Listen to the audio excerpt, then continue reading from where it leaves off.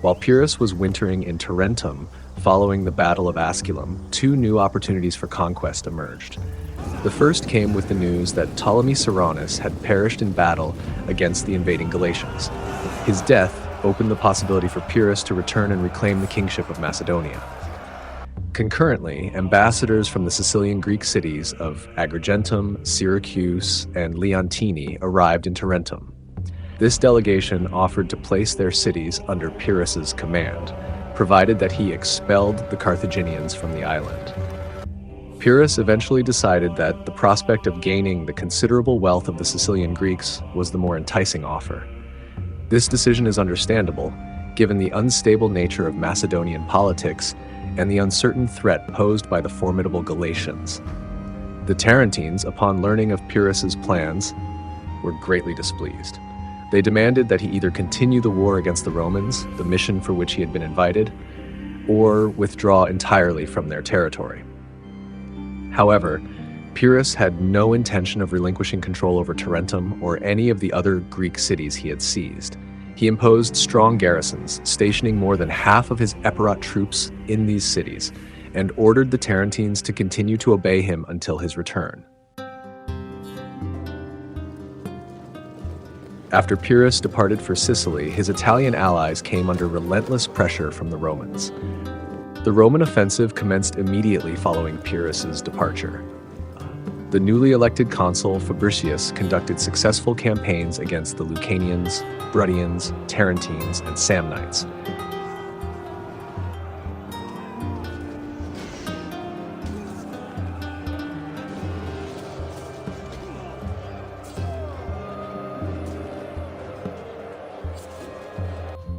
His victories were so significant that they earned him the honor of a triumph.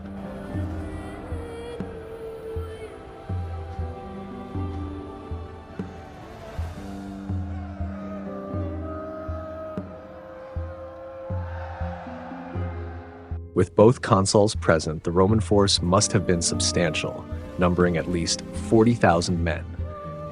The Samnites, anticipating the Roman advance, withdrew into the mountains, taking their families and valuables to safety. Overconfident, the Romans pursued them into this difficult terrain, which was hilly and overgrown, ideal conditions for the Samnites' tactics. The Samnites ambushed the Roman army, inflicting heavy casualties and capturing many prisoners. The two consuls blamed each other for the defeat and subsequently divided their forces.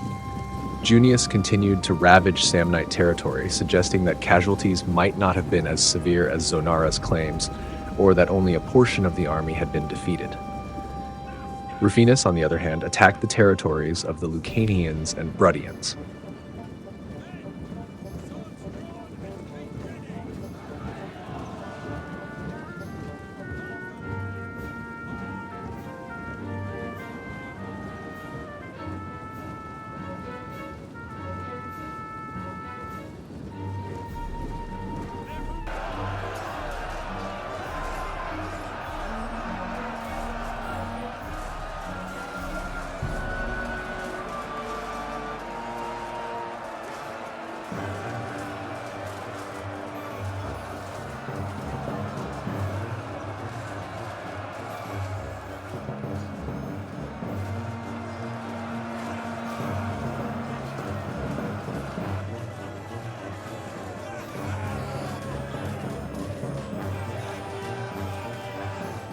He then advanced on the city of Croton, which had revolted against Rome. The rebels had invited a garrison from Milan, Pyrrhus's governor, in Tarentum. Unaware of the Epirot presence, Rufinus approached the city without taking proper precautions. The Epirots launched a sortie and successfully drove the Romans back.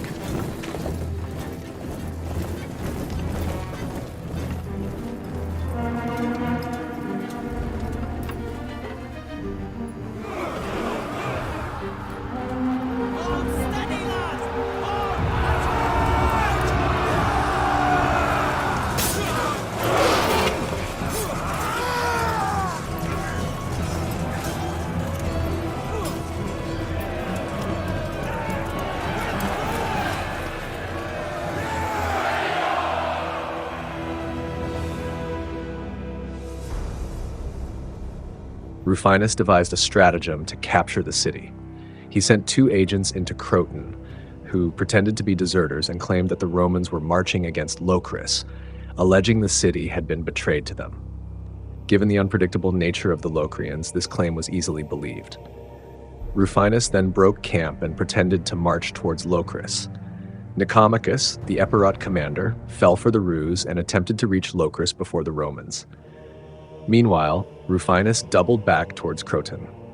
He launched an attack on the unprepared city under the cover of mist and succeeded in capturing it. Upon learning of the attack on Croton, Nicomachus returned but was unable to recapture the city. Forced to retreat to Tarentum, he had to fight his way back, harassed by the Romans along the route.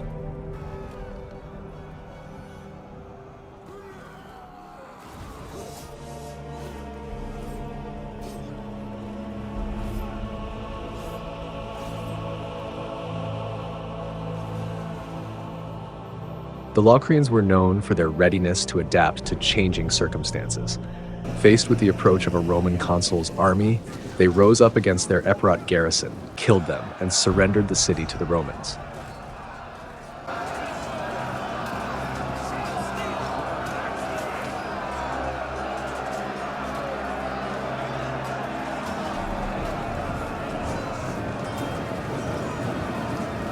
Subsequently, the Romans captured the nearby city of Caulonia, which was then pillaged by their Campanian allies.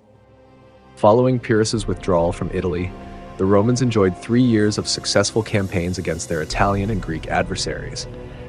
These victories allowed the Romans to dominate most of Italy, with only a few Greek cities still holding out under the garrisons of Pyrrhus's troops. Meanwhile, Pyrrhus's campaign in Sicily, which lasted from 278 BC until 276 BC, ultimately achieved nothing. His ambitions for a Sicilian and African empire were thwarted. During his absence, his Italian allies grew resentful and lost significant ground to the Romans. Consequently, Pyrrhus was forced to return to Italy. The exact route of Pyrrhus's return to Italy is not clearly documented. Appian reports that he sailed directly to Rhegium, while Diodorus suggests he landed at Locris. However, it is unlikely that he landed at either location, as both were occupied by hostile garrisons. Zonaras notes that Pyrrhus captured Locris before moving on to besiege Rhegium. The most plausible explanation is that Pyrrhus landed somewhere along the coast between Locris and Rhegium. From there, he disembarked his army and marched toward Locris to recapture the city and punish those responsible for the deaths of his garrison and their commanding officer. True to their adaptable nature, the Locrians revolted, killed their Roman garrison, and surrendered the city to Pyrrhus. With Locris now secured as a base, Pyrrhus advanced toward Rhegium. He returned to Italy with a fleet consisting of 110 warships and an even larger number of merchant vessels. This fleet may have been the one Pyrrhus had ordered the Sicilians to build and crew, but it is more likely that it comprised the remnants of his earlier fleet. The fleet was reportedly burdened by the wealth Pyrrhus had collected as tribute from the Sicilians. A Carthaginian fleet, comprising either 120 or 130 vessels, was stationed in the straits between Messina and Rhegium. The Carthaginians launched an attack and decisively defeated Pyrrhus's fleet, sinking 70 ships and disabling all the remaining vessels except 12. With most of his fleet lost, Pyrrhus was compelled to abandon his attempt to capture Rhegium. As he retreated to Locris, he faced additional attacks. Before his arrival in Italy, the Mamertines had dispatched a force of over 10,000 men, likely to support their allies in Rhegium. This force was insufficient for a direct confrontation, but managed to ambush Pyrrhus as he marched through challenging terrain. The Mamertines inflicted significant losses on Pyrrhus's rearguard and killed 2 of his elephants. Pyrrhus was forced to intervene personally, riding back from his position at the front of the army. Leading the counterattack, he sought to inspire his troops against the victorious Mamertines. During the battle, Pyrrhus was struck on the head by an enemy's sword and was forced to withdraw from combat. The Mamertines were further emboldened by their earlier successes.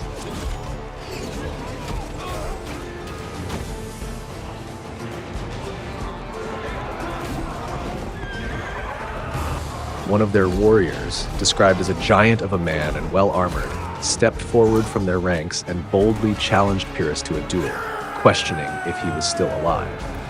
Pyrrhus, infuriated by the challenge, ignored the objections of his bodyguards and confronted the challenger. Plutarch describes Pyrrhus as a fearsome figure at this moment, full of wrath, smeared with blood, and with a countenance terrible to look upon. Before the Mamertine champion could strike, Pyrrhus delivered a tremendous sword blow to the top of his head. The force and quality of the blow were such that it is said to have cleaved its way down, causing the parts of the body to fall to either side. Though such a stroke is likely exaggerated, it has been attributed to legendary heroes throughout history. The defeat of their champion reportedly intimidated the Mamertines, leading them to believe Pyrrhus was a divine being. As a result, Pyrrhus was able to return to Locris without further interference. However, he did not forget the Locrians' earlier betrayal. In response to his defeat by the Carthaginians and harassment by the Mamertines, Pyrrhus acted harshly. He executed the leaders of the pro-Roman faction and imposed fines on many others. After addressing the situation in Locris, Pyrrhus was able to march unimpeded to Tarentum. At this point, his forces totaled 20,000 infantry and 3,000 cavalry, a significant increase from the approximately 8,000 troops he had taken to Sicily. The additional soldiers were likely Sicilian Greek mercenaries. Pyrrhus also reinforced his army with the best troops from Tarentum. However, Pyrrhus faced a major issue with finances. His Italian allies, exhausted by 5 years of near constant warfare, were reluctant to contribute sufficient funds to support his forces. The loss of his fleet further exacerbated his financial problems, as much of the plunder from Sicily had been lost in his defeat by the Carthaginians. To raise additional funds and troops, Pyrrhus resorted to looting the sacred temple of Persephone in Locris. The expedition to seize the temple's treasures faced misfortune. After the ships carrying the stolen wealth departed Locris, the wind changed direction. Some ships were sunk and others were driven back to the Locrian shore. The crews perished and the money was scattered along the shore. This event was seen by the Greeks as divine retribution. Fearing that he might also face divine punishment, Pyrrhus returned all recoverable wealth to the temple and executed those responsible for the theft and its planning. While Pyrrhus was campaigning in southern Italy, the 2 new Roman consuls were also active. Manius Curius Dentatus led an army into Samnium, while his colleague Cornelius invaded Lucania. Facing renewed Roman pressure, Pyrrhus's Italian allies once again sought his assistance. He advanced north from Tarentum with the force he had brought back from Sicily, along with additional troops raised from Tarentum, totaling approximately 40,000 men. Pyrrhus anticipated receiving reinforcements from his Italian allies. However, the Samnites were reluctant to fight.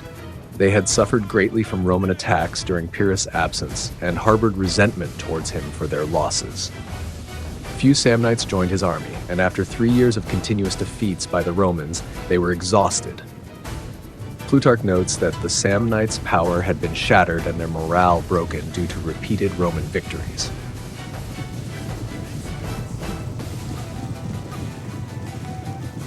Pyrrhus's swift advance into central Italy surprised the Roman consuls, who had not yet combined their forces. Realizing that the Roman armies were still operating separately, Pyrrhus decided to defeat them in detail. He divided his army, sending a detachment to Lucania to join any local forces and prevent Cornelius from moving to unite with Curius. Pyrrhus then confronted Curius at Beneventum in Samnium. Curius's army likely consisted of the standard 2 legions, approximately 10,000 men, plus an additional contingent of allies, totaling around 20,000 to 25,000 men. Pyrrhus also received some reinforcements from the Samnites. Orosius claims Pyrrhus's army numbered 86,000, while Dionysius asserts it outnumbered the Romans 3 to 1, possibly totaling 60,000 to 70,000. Both figures are likely exaggerated. Dionysius's lower estimate could be closer to the truth if it includes the detached force in Lucania. Therefore, Pyrrhus's army at Beneventum likely numbered between 30,000 and 50,000 men, with 40,000 being a plausible estimate.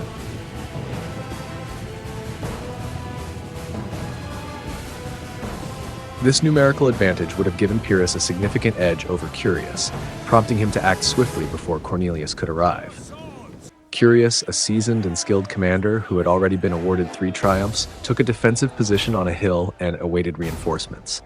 Curius prudently avoided a direct confrontation, citing unfavorable omens as the reason for his reluctance to engage in battle, whether this claim was genuine or a strategic ploy.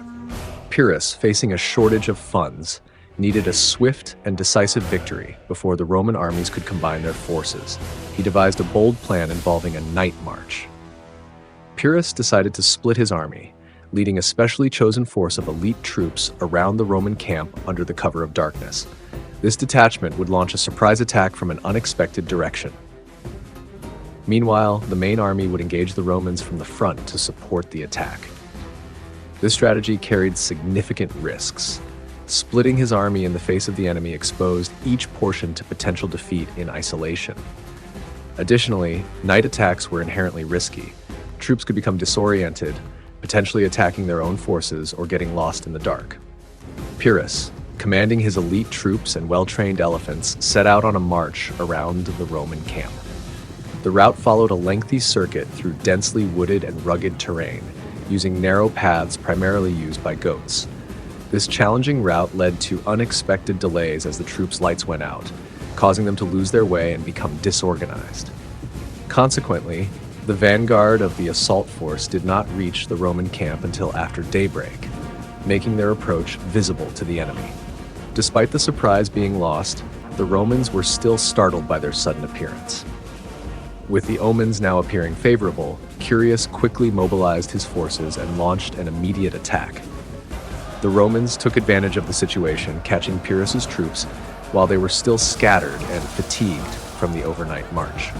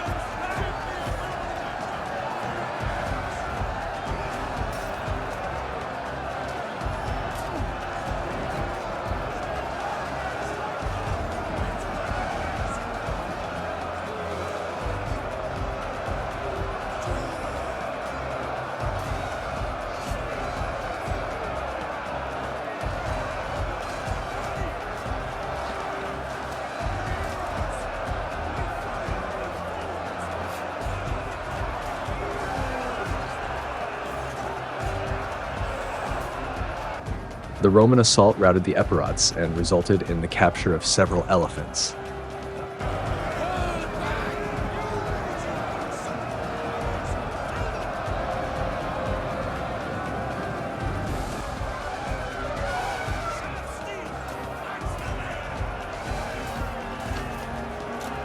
Pyrrhus managed to escape the chaos with a few cavalry and rejoined his main force.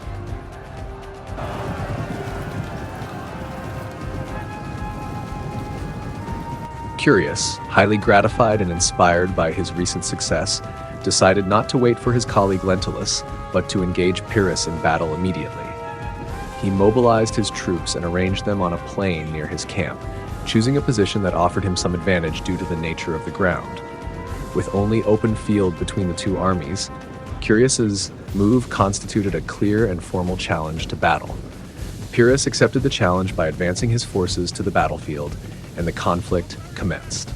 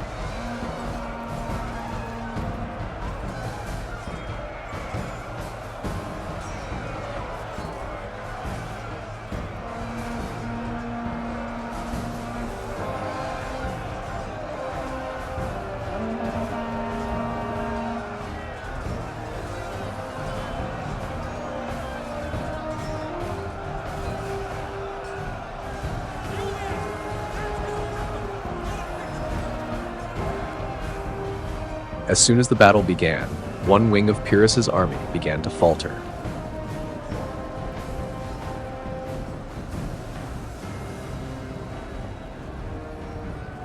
While the wing led personally by Pyrrhus achieved significant success.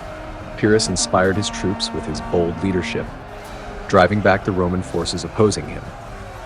This victory was largely due to the presence of elephants in his army, which the Romans, unfamiliar with such warfare, struggled to counter. The elephants overwhelmed the Roman troops wherever they went.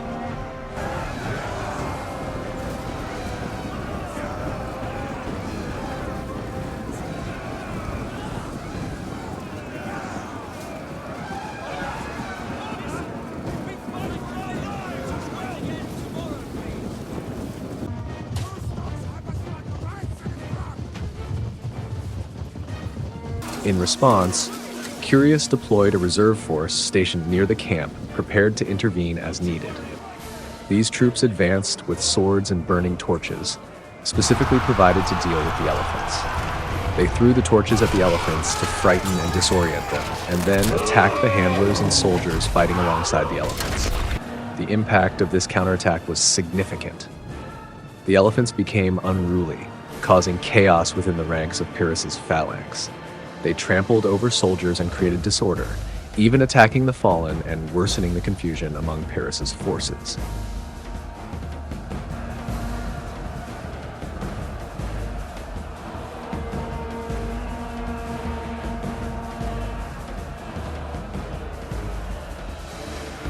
During the battle, a notable incident occurred that highlighted the strength of maternal instinct, even among animals.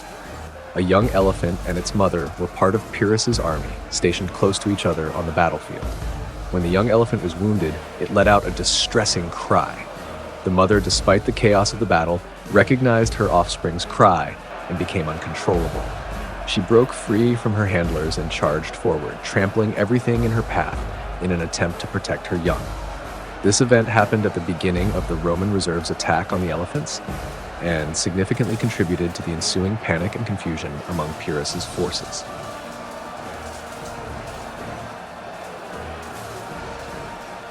In the end, Pyrrhus faced a decisive defeat. He was forced to abandon his camp and retreat towards Tarentum. The Romans, emboldened by their victory, advanced rapidly and decisively. As Pyrrhus fled, his forces dwindled continuously. By the time he reached Tarentum, only a small contingent of horsemen remained with him. Desperate for reinforcements, Pyrrhus sent urgent requests to his allies in Greece. However, assistance was not forthcoming. In an effort to maintain the morale of his remaining followers, Pyrrhus resorted to forging letters from his supposed allies, promising imminent and substantial reinforcements. He showed these falsified letters to his officers to prevent them from losing heart and abandoning his cause. This desperate measure, though it may have offered temporary solace, was ultimately futile. Realizing that any chance of regaining his position in Italy was lost, Pyrrhus decided he had no choice but to withdraw. He feigned surprise at the delay of his allies' promised reinforcements, claiming that he would go to hasten them personally and return swiftly. With this pretext, he set sail from Tarentum and returned to his kingdom in Epirus. After an absence of 6 years, Pyrrhus arrived safely back home.